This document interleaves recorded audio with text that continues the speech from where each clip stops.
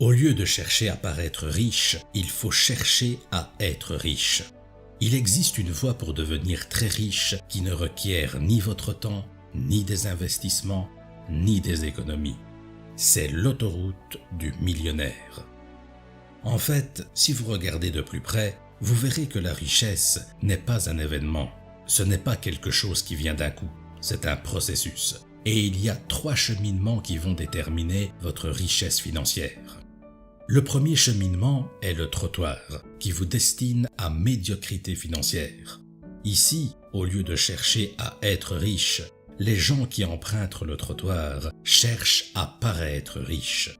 Plusieurs personnes cherchent à se créer une façade pour impressionner et faire croire aux autres qu'ils sont riches alors qu'ils ne le sont pas. Ils vivent dans une galère financière permanente. Le deuxième cheminement est la voie lente, qui est remplie de mensonges et des idées reçues comme aller à l'école, trouver un emploi, attendre un salaire. Vous n'avez de chance d'être riche que quand vous aurez 60 ans. Et le troisième chemin est le raccourci. C'est l'autoroute du millionnaire qui vous fait gagner de l'argent que vous dormez ou que vous êtes en vacances. Nous allons voir en détail ces 3 voies plus 5 autres commandements qui vont vous permettre de construire une richesse solide sans exiger le maximum de votre temps ni votre présence. Et tout cela grâce au livre « L'autoroute du millionnaire » de M.J. DeMarco. C'est de loin le meilleur livre en ce qui concerne la création d'un business et vous devez y prêter attention. Le trottoir. Il n'y a aucune chance pour que les gens qui utilisent le trottoir à devenir millionnaires. Emprunter le trottoir, c'est être à un événement prêt pour être fauché, ruiné financièrement. Les gens ici sont à un loyer pour être ruinés, un retard de salaire pour être ruinés, une circonstance désastreuse pour être ruinés. Ils n'ont aucun plan pour l'avenir. Tout leur argent est dépensé et ils doivent attendre le prochain mois pour ensuite recommencer. C'est une poignée des gens qui ne font que consommer sans produire ni économiser. La liberté et la sécurité de demain sont littéralement échangées contre le plaisir d'aujourd'hui. 85% des gens y sont concernés, ce qui fait du trottoir la route la plus empruntée. Peu importe leur salaire, peu importe ce qu'ils perçoivent à la fin du mois, ils dépensent tout. Ils sont prisonniers de leur mode de vie. Et si par hasard, ils se retrouvent avec un surplus d'argent, ce surplus est automatiquement dépensé dans des choses de consommation. Ici, les vocabulaires type business, actif, bénéfice net sont des mots qui ne passent pas. Ce sont les mots comme le shopping, les vacances, les achats, les dépenses, essentiellement des choses qui se déprécient dans le temps. C'est ce que Robert Kiyosaki décrit comme la foire d'empoigne ou la rat race. L'équation de richesse du trottoir est la suivante. Richesse égale revenu plus dette. Tout le revenu, principalement le salaire, est dépensé. Et s'il n'est pas suffisant, les gens ici le complètent avec de la dette. Le plus important pour les gens qui empruntent le trottoir, c'est paraître riche. La richesse pour eux, c'est essentiellement un tas de choses matérielles qui s'achètent et qui s'exhibent ostensiblement. Ce sont des belles voitures, une belle maison, de jolies montres de luxe, tout ce qui se montre. C'est ce qui est arrivé à l'auteur M.J. DeMarco quand il a revendu son entreprise pour 250 000 $. Tout ce qui l'intéressait, c'était de se payer des choses qui font paraître riche. Et là, il s'est vite appauvri. Il a ensuite compris que ni l'argent ni la pauvreté ne font le bonheur, mais la vraie richesse, c'est la liberté, la santé et les relations. Paraître riche au lieu de vraiment l'être nous prive de cette trinité qui constitue la vraie richesse. On vit au-delà de ses moyens pour faire croire aux autres qu'on a réussi, ce qui par là nous rend totalement dépendants d'un salaire, et ce, toute notre vie. Ce mode de vie nous rend prisonniers.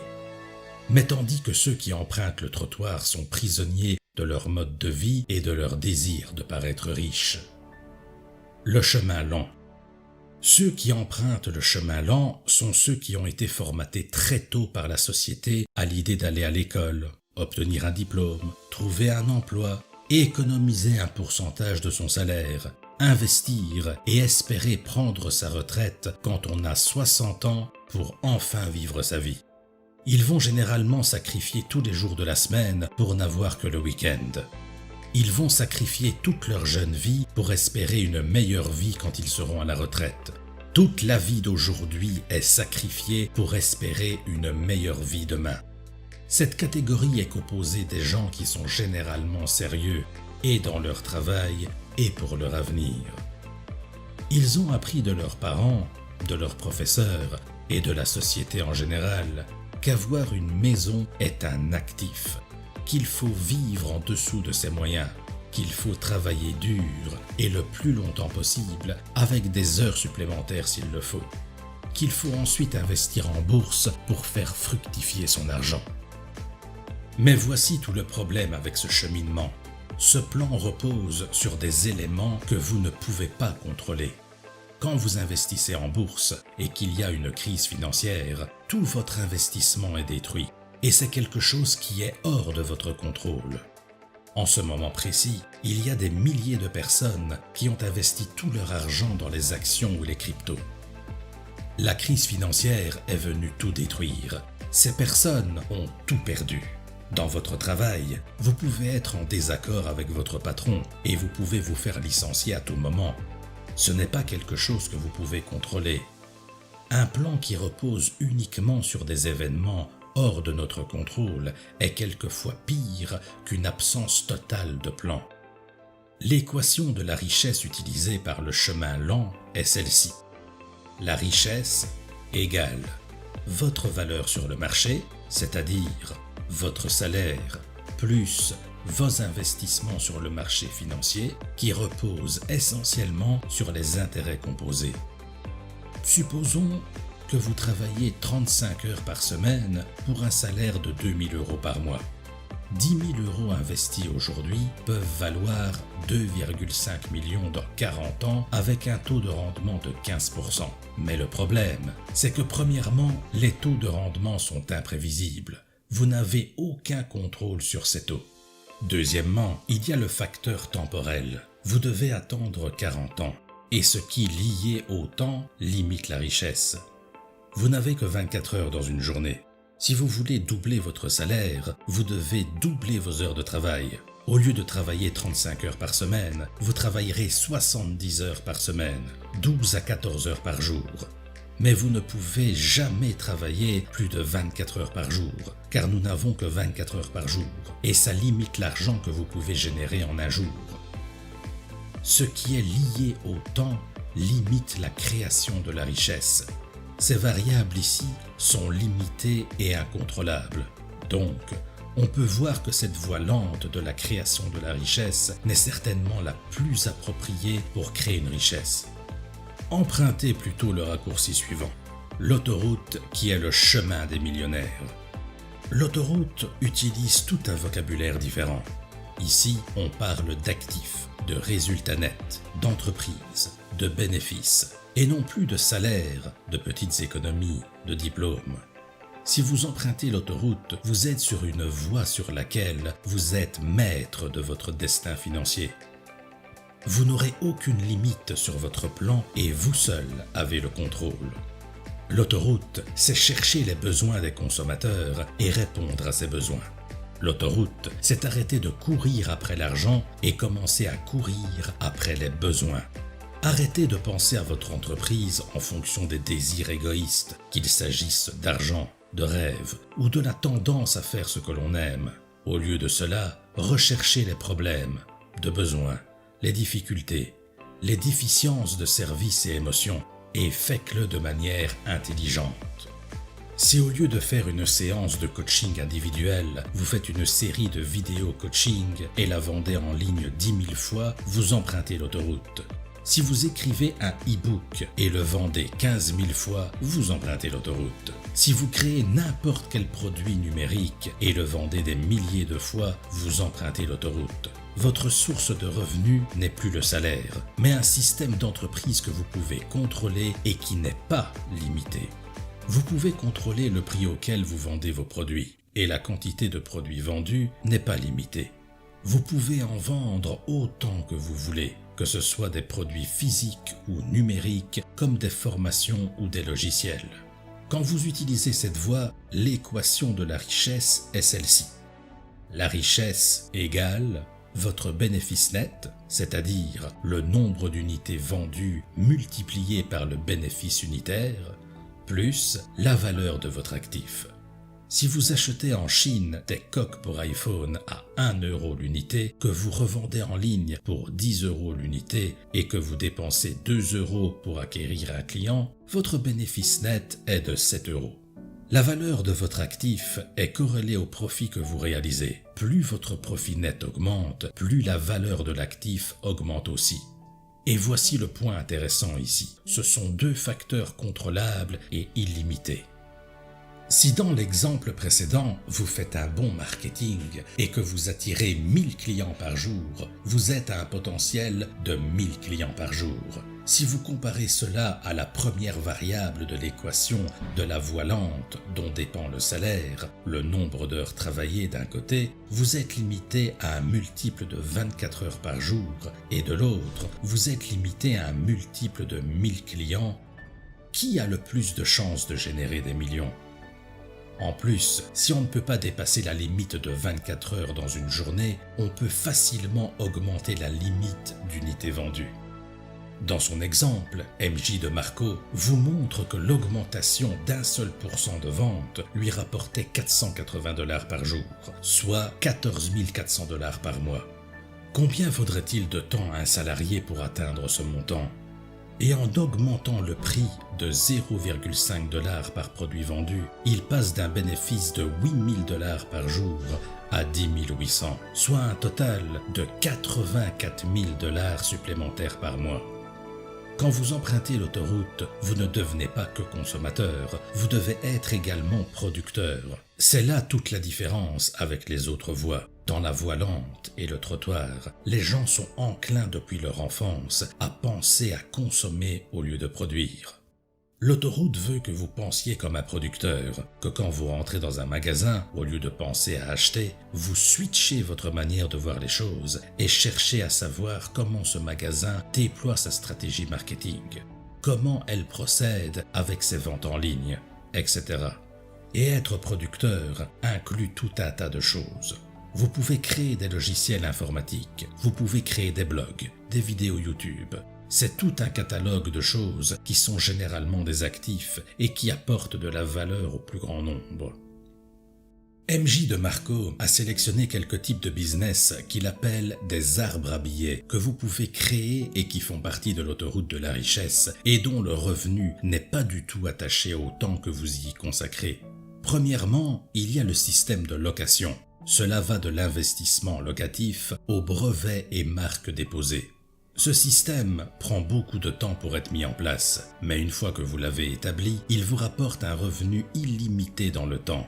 Il peut s'agir des loyers que vous percevez de vos biens immobiliers, des redevances que vous percevez à chaque fois que vos contenus, par exemple une musique que vous avez produite, est utilisée. Deuxièmement, le système de logiciel. Vous programmez un logiciel informatique et vous en vendez autant que vous voulez sans limite de temps ni celle d'unités vendues. Microsoft peut vendre son Office 365 à autant de clients et à n'importe quelle heure de la journée. Troisièmement, les systèmes d'information. Cela va des blogs aux vidéos YouTube, en passant par les audios et les magazines. C'est tous les contenus qu'on peut créer une fois et qu'on peut distribuer partout. Quatrièmement, le système de distribution. Cela inclut l'affiliation à la franchise en passant par les plateformes de mise en relation comme Amazon qui lient les acheteurs aux vendeurs. C'est essentiellement payer quelqu'un pour vendre vos produits là où vous ne pouvez pas. Toutefois, vous n'allez jamais réussir sans respecter les 5 commandements suivants. Et le premier commandement qui est un indispensable est le besoin. 95% des business échouent parce qu'ils ne satisfont pas le commandement de besoin. Arrêtez de courir après l'argent, courez derrière les besoins. Comme on l'a dit précédemment, arrêtez de penser à votre entreprise en fonction de ses désirs égoïstes, qu'il s'agisse d'argent, de rêve ou quoi que ce soit. Et commencez à rechercher les problèmes, les besoins, les difficultés, la valeur à apporter. Quel problème votre produit résout? La seule raison d'être d'un business, c'est de résoudre un problème. Le deuxième, c'est le commandement de l'entrée.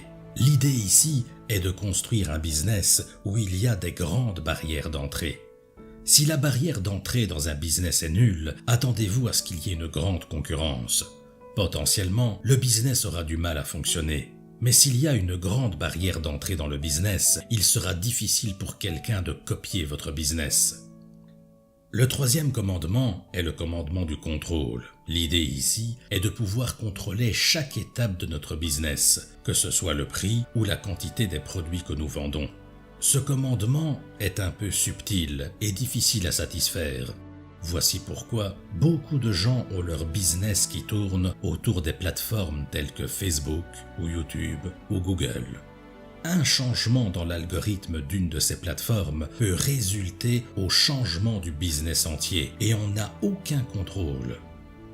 Le quatrième commandement est le commandement de la portée. Si vous voulez devenir riche par la voie de l'autoroute, vous devez construire un business qui a le potentiel d'avoir une très grande portée, un business que vous pouvez scaler très rapidement. Cela dépend de votre terrain de jeu. Soit vous décidez de construire un magasin local et les clients ne seront que les gens qui vivent dans cette localité précise, soit vous montez une boutique en ligne et vous pouvez vendre vos produits partout avec une portée beaucoup plus grande. Dans un cas, la portée est limitée, sauf si vous déployez vos business partout dans différentes localités. Dans l'autre, la portée est illimitée. Si vous voulez faire 1 milliard, vous devez toucher 1 million de personnes.